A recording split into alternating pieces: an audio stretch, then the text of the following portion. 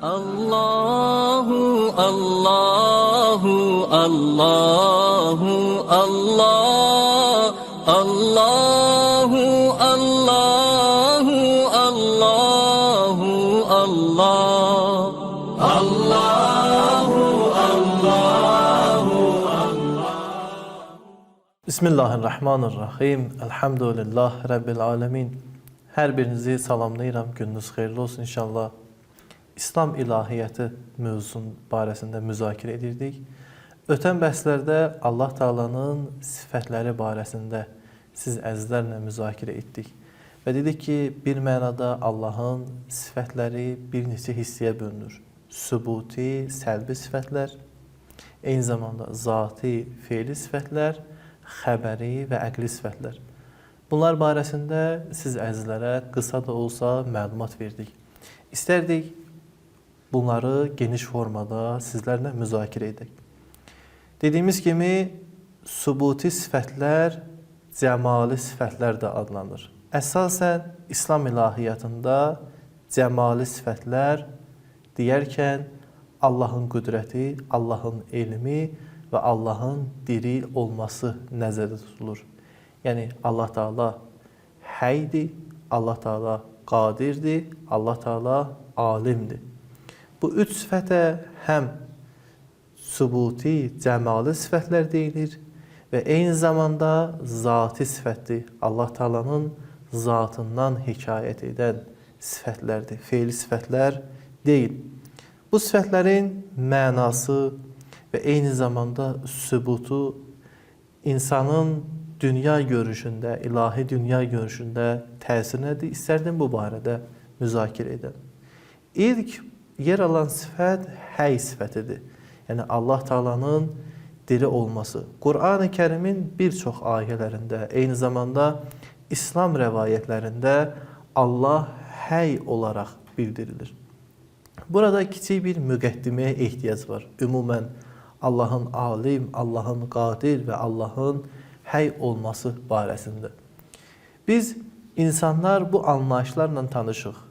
Yəni dirilik anlayışı ilə, elm anlayışı ilə, qüdrət anlayışı ilə bizim tanışlığımız var. Lakin bu tanışlığımız əsasən elə özümüz və yaxud digər insanlarla əlaqədardır. Məsələn, biz insanlara filan kəs diridir, filan kəs öldü kimi cümlələrini işlədirik. Bizim üçün diriliyin bir anlamı var, ölümün bir anlamı var. Eyni zamanda alim olmağın bir anlamı var, alim olmamağın bir anlamı var. Eyni zamanda qadirin, qüdrətin bir mənası var, acizliyin bir mənası var. Yəni, bu anlayışları biz əsasən insanlardan, yəni özümüzdən əxz eləmişik və yaxud digər maddi və s. məsələlərdən də ola bilər. Demək, bu anlayışlar ki, bizim zehnimizdə var, bu sifətlər, əsasən mənşəyi maddi aləmə qayıdır, yəni gördüyümüz dünyada qayıdır. Heç şübhəsiz, bu maddi dünyadan qaynaqlanan məna ilə Allahın sorağına getmək olmaz. Yəni, bu anlayışlar düzdür, həm insanda işlənir, həm Allahda. Yəni, bəli, biz insana da diri deyirik, Allaha da diri deyirik.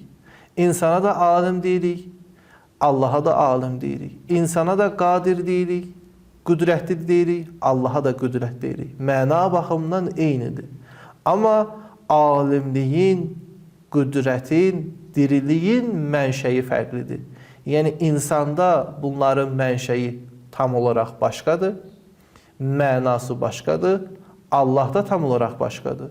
Məsələn, insanda diriliyin mənası budur ki, onun ürəyi döyünsün, nəfəs alsın. Yəni, bu qədər məhdud. Elmin mənası odur ki, geçsin bir yerdə oxusun, elmi əxz etsin. Qüdrətin mənası budur ki, fiziki cəhətdən güclü olsun, hər hansı bir şeyi qaldırmağa, yıxmağa, sökməyə və s.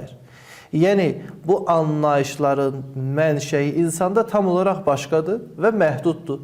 Və insan da bunu dərk edir ki, bəli, insanda olan diriliyin mənşəyi məhduddur. Dirilik yalnız bu ola bilməz. Qüdrətin mənşəyi məhduddur. Qüdrət yalnız bu ola bilməz. elmin mənşəyi məhduddur. İnsanda elm məhduddur, elmin mənşəyi bu ola bilməz. Yəni biz insanlar özümüzə dərk edirik ki, həyatı, diriliyi yalnız bu mənada qəbul etmək olmaz. Bundan üstün bir məna var bu diriliyin arxasında. Qüdrəti yalnız fiziki güc olaraq qəbul etmək olmaz. Çünki bundan artıq bir məna var. Eyni zamanda dediyim kimi alimliyi də yalnız bu çərçivədə, dar çərçivədə qəbul etmək olmaz. Bundan da üstün məna var. Bu üstün mənanı insan hardan əxz edir? Yəni nəyə görə deyir ki, alim yalnız bu ola bilməz, qadir yalnız bu ola bilməz, dirilik yalnız bu ola bilməz. Çünki mütləq diri olan var. Çünki mütləq alim olan var, mütləq qüdrət sahibi var. Bu heç şübhəsiz yaradandır. Demək, Allahda bu sifətlər özünün tam biruzəsi, tam həqiqətini göstərir. Yəni Allah Taala diridir deyəndə, yəni həqiqi olaraq diridir. Yəni onun özü dirilikdir. Allah alim deyəndə, yəni onun özü alimdir.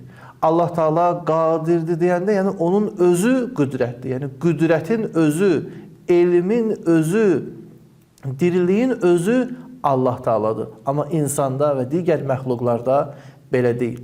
Ona görə Allah Taala Qur'an-ı Kərimdə özünü bu sifətlərlə yad edərkən bu məsələyə toxunur. Məsələn, bir ayədə buyurur ki, Huvel Hayy. Diri yalnız Allahdır. Yəni sizin diri zənn etdiyiniz başqa məxluqlar özünüz olsun və sairələr olsun, bunlar diri deyil. Yəni o diriliyin həqiqətini göstərmir. Və yaxud başqa sifətlər, başqa ayələrdə Allah Taala buyurur ki, Allahu la ilahe illə huvel hayyul qayyum. Allahdan başqa ilah yoxdur, yalnız o diri və qəyyumdur. Qəyyum sifəti adətən həy sifətinin yanında işlənir. Yəni qəyyum həyyin sifəti olaraq Qur'anda keçir. Niyə görə? Bunun da bir müfəssirlərin, alimlərin nəzərinə əsasən bir hikməti var. Qəyyum o şəxsə deyilir və yaxud qəyyum o mənadır ki, o varlıq tapmaq üçün, ayaq üstə durmaq üçün heç bir şeyə söykənməyə ehtiyac duymur. Yəni insan qiyam halında olması üçün, ayağa durması üçün, yaşaması üçün, diri olması üçün həmişə nələrə sirə ehtiyacı var. Havaya, suya, yerə və s. Amma Allah həyyul qəyyumdur. Yəni onun həy olması üçün heç bir şeyə ehtiyacı yoxdur. Yəni Allah Taala'nın biz insanlar kimi diri olması üçün bizim ehtiyac duyduğumuz şeylərə və bunlardan daha üstünlərə ehtiyacı yoxdur. Buna görə İslam ilahiyyatında ən üstün sifətlərdən biri də Allahın həy olmasıdır. Bəs deyə bilərsiniz ki, bunun insanın imanına nə kimi təsiri var? Bu deyilənlərdən artıq məlum olur ki, bir insan düşünsə ki, onun belə bir Rəbbi var, onun belə bir Allahı var, hər zaman diridir və diriliyin mənşəyidir, onun dərgahına hər zaman bu baxışla, bu əqidə ilə dua edərsə, tapınarsa, sığınarsa, Allahı özünə daha yaxşı, daha yaxın, daha dostcasına hiss edər. Buna görə rəvayətlərdə, dualarda Allahı ya həyyu deyərək zikr etməyin müstəhəb olduğunu bildirmişlər. Ümidvaram inşallah biz də Allahın bu diriliyindən feyz alaraq dirilik məqamına çatanlardan olaq inşallah. Əssalamu aleykum və rəhmətullahi və bərəkətuhu. Allahu Allahu Allahu Allah Allahu Allah